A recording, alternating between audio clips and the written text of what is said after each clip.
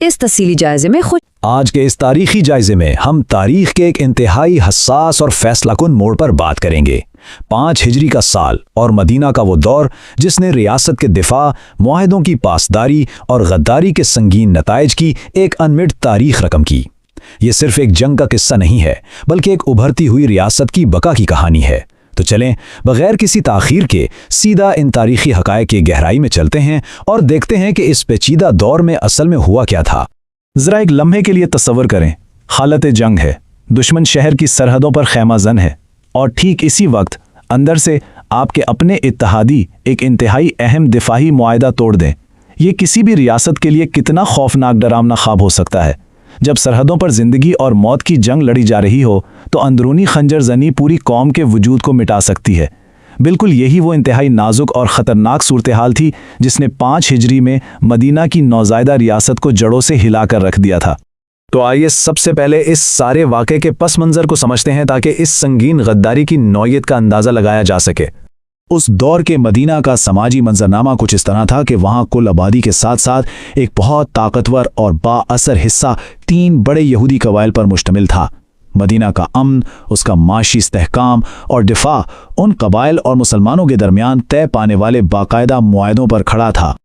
ये 3 कबाइल थे, बनु कैनुका, बनु नदीर और बनु कुरैज़ा। अब आज का हमारा पूरा फोकस इस तीसरे नाम यानी बनु कुरैज़ा पर है। इनका मुसलमानों के साथ एक पक्का और तहरीरी मुआहदा था कि बैरूनी हमले की सूरत में सब मिलकर एक साथ मदीना का दिफा करेंगे। ये महज पड़ोसी नहीं थे बल्कि रियासत के दिफाई निज़ाम का एक लाजमी हिस्सा थे। फिर एक कड़ा इम्तिहान आता है, ग़ज़वा खंदक।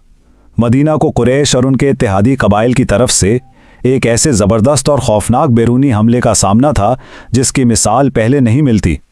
मुसलमानों ने शहर को बचाने के लिए खंदक खोदी। वसाइल ना होने के बराबर थे और बाहर एक बहुत बड़ा लश्कर खैमज़न था। दबाव इस कदर था कि जिसका आज शायद हम तसव्वुर भी ना कर सकें। ये वो वक्त था जब अंदरूनी इत्तेहाद और भरोसे की सबसे ज़्यादा ज़रूरत थी।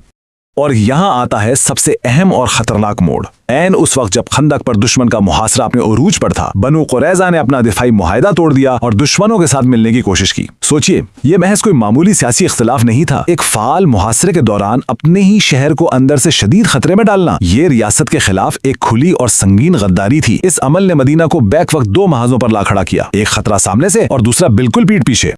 अब जैसे ही ये बैरूनी खतरा टला, रियासत को फौरी तौर पर इस अंदरूनी खतरे का सद्देबाब करना था।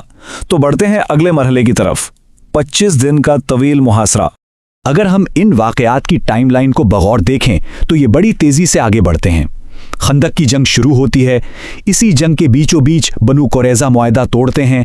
फिर जैसे ही खंदक का मुहासरा नाकाम होता है और बैरूनी दुश्मन लौटते हैं, मुसलमानों को सुस्ताने का एक पल भी नहीं मिलता। फौरी तौर पर उसी दिन बनु कुरैज़ा के मुहासरे का हुक्म दे दिया जाता है। ये तेज़ी खुद बताती है कि रियासत इस अंदरूनी गद्दारी को अपनी बका के लिए कितना बड़ा खतरा समझती थी। और ये मुहासरा कोई 1 या 2 दिन का खेल नहीं था। जी हाँ, पूरे 25 दिन मुसलमानों ने बनु कुरैज़ा के मजबूत किलों का 25 दिन तक मुसलसल घेराव किए रखा। ये एक ज़बरदस्त आसाबी जंग थी, एक सबर आज़मा और तवील मरहला जिसका नतीजा बिलाखिर सामने आना ही था। 25 दिन की इस तवील आसाबी जंग के बाद बिलाखिर तातुल टूटा। अब हम इस वाक़े के नुक्ता उरूज की तरफ आते हैं, हथियार डालना और वो तारीखी फैसला। इस तारीखी फैसले के 3 बड़े मराहिल थे। पहला कदम, बनु कुरैज़ा 25 दिन के बाद बिलाखिर हथियार डाल देते हैं। दूसरा इंतहाई अहम कदम, उनके अंजाम का फैसला उन्हीं की मर्जी से हज़रत साद बिन मुआज़ के हवाले किया जाता है। और तीसरा, जो इस तारीखी वाक़े का सबसे काबिल गौर नुक्ता है, वो ये कि हज़रत साद बिन मुआज़ ने अपना फ़ैसला किसी नए या इस्लामी कानून के तहत नहीं बल्कि सख्ती के साथ खुद यहूदियों के कानून यानी तौरात के अहकामात के ऐन मुताबिक सुनाया। ये इस वाक़े की गैर जानिबदारी को समझने के लिए एक कलीदी जुज़ है। तो वो फ़ैसला था क्या? हम यहाँ बहैसियत एक मारूज़ी जायज़े के सिर्फ तारीख़ी हक़ाइक़ बयान कर रहे हैं।